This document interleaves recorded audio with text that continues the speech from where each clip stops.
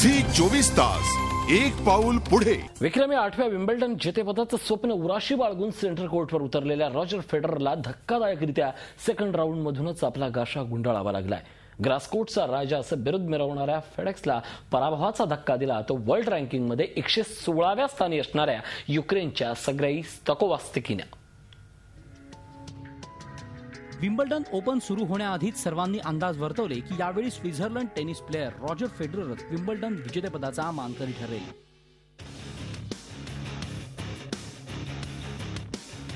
मात्र बुधवारी विम्बल्डनच्या ग्रास कोर्टवर जे झालं त्याने केवळ माजी जगज्जेता फेडेक्सच नाही तर त्याचे असंख्य फॅन्सही शॉक झाले.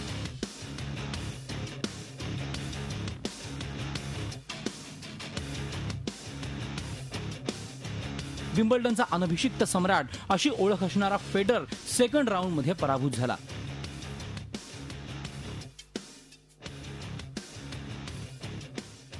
आणि त्याला कोणत्याही टॉप सीडेड टेनिस प्लेअरने नाही तर वर्ल्ड रँकिंगमध्ये 116व्या पोझिशनवर असणाऱ्या युक्रेनच्या सर्गेई स्ताकोव्स्कीने पराभूत केलं.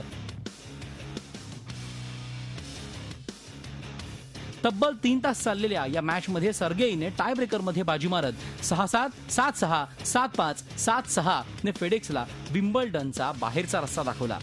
2002 नंतर तो कधीच इतक्या लवकर विम्बल्डनमधून बाहेर पडला नव्हता. 2002 सालीच फेडेक्सला विम्बल्डनच्या पहिल्या राऊंडमधून एक्झिट घ्यावी लागली होती. फेडेक्सने आपल्या करिअरमध्ये तब्बल 36 वेळा ग्रँड स्लॅम क्वार्टर फायनल गाठण्याचा पराक्रम केलाय. क्वार्टर फायनल पूर्वी इतक्या लवकर बाहेर पडण्याची ग्रँड स्लॅम टुर्नामेंटमधली ही दुसरी वेळ ठरली. याआधी 2004 फ्रेंच ओपनच्या दुसऱ्या राऊंडमध्ये फेडरर पराभूत झाला होता. फेडरर विरुद्ध खेळण्यास उतरलेल्या सर्गेईला हरवणं फेडरर करता सोपं असायला पाहिजे असं सर्वांनाच मॅच सुरू होण्यापूर्वी वाटत होतं. मात्र पहिला सेट जिंकण्यास फेडररला जेव्हा टायब्रेकरमध्ये जावं लागलं तेव्हाच सर्वांना सर्गेई नावाच्या संकटाची चाहूल लागली होती. सेकंड सेटमध्ये सर्गेईने पुन्हा एकदा तोडीस तोड खेळ करत फेडररला पुन्हा एकदा टायब्रेकरमध्ये सेट नेण्यास भाग पडलं आणि नेमक्या क्षणी खेळ उंचावत त्याने सेट नावावर करत फेडेक्सशी बरोबरी साधली. तिसऱ्या सेटमध्येही सर्गेईच्या वेगवान सर्व्हिसेस बॅकहँड स्ट्रोक्स याचं उत्तर फेडेक्सला सापडलं नाही. बॅकफुटवर गेलेल्या फेडररला सर्गेईने डोकं वर काढू दिलं नाही. तिसरा सेटही टायब्रेकरमध्ये जिंकत सर्गेईनं फेडररवर कडी केली. या क्षणी फेडेक्स प्रेमी चाहत्यांच्या काळजाचा ठोका चुकला.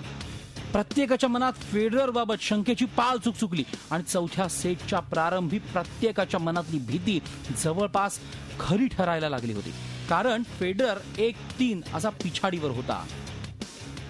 मात्र लगेच हार मानेल तो फेडरर कसला. त्यानेही आपला अनुभव पणाला लावत सलग 3 गेम्स जिंकत सर्गेईला मागे टाकण्याचा आटोकाट प्रयत्न केला. त्याला सर्गेईची सर्व्हिस ब्रेक करण्याची ही नामी संधी होती. मात्र सर्गेईने आवडलेला फास्ट अजिबात सैल होऊ दिला नाही. अखेर 6-6 अशा बरोबरीत आल्यानंतर चौथा सेट टायब्रेकरमध्ये गेला. फेडररने पहिला पॉइंट घेतला. त्यानंतर सर्गेईने सलग 3 पॉइंट्स वसूल केले. फेडररने पुन्हा 1 पॉइंट घेतला. अखेरीस टायब्रेकरमध्ये सर्गेईने 6-4 अशी आघाडी घेतली. मॅच पॉइंटच्या उंबरठ्यावर उभ्या असणाऱ्या सर्गेईला रोखण्याकरता फेडररला सलग पॉइंटची आवश्यकता होती. फेडेक्सने 5वा पॉइंट मिळवला तेव्हा उपस्थित फॅन्सनी जल्लोष केला. मात्र पुढच्याच क्षणी पॉइंट घेण्याकरता झालेल्या रॅलीत फेडेक्सने चुकीचा फटका मारला आणि सर्गेईने मॅच पॉइंटसह विजय मिळवत दिमाखात तिसरा राऊंड गाठला. विम्बल्डनचा बादशाह रॉजर फेडररचा हा पराभव अनेकांच्या जिव्हारी लागला. मात्र सर्गेईच्या दिमाखदार खेळाला सलाम करण्याकरता उपस्थित प्रेक्षकांनी उभं राहून त्याचं अभिनंदन केलं आणि फेडेक्सला अलविदा केला. रॉजर फेडररचं वलय या टुर्नामेंटमधून बाहेर गेल्यामुळे फॅन्सचा नक्कीच हिरमोड झाला असणार. आधी नदाल, त्यानंतर आता फेडररचा झालेला पराभव, तसंच इतर टॉप सीडेड टेनिस प्लेयर्सना झालेली दुखापत यामुळे विम्बल्डन जेतेपदाच्या रेसमध्ये सध्या 2च नावं आघाडीवर आहेत आणि ती म्हणजे होम फेवरेट अँडी मरे आणि वर्ल्ड चॅम्पियन नोवाक जोकोविच. Bureau report, Zee media. Zee 24 तास एक पाऊल पुढे.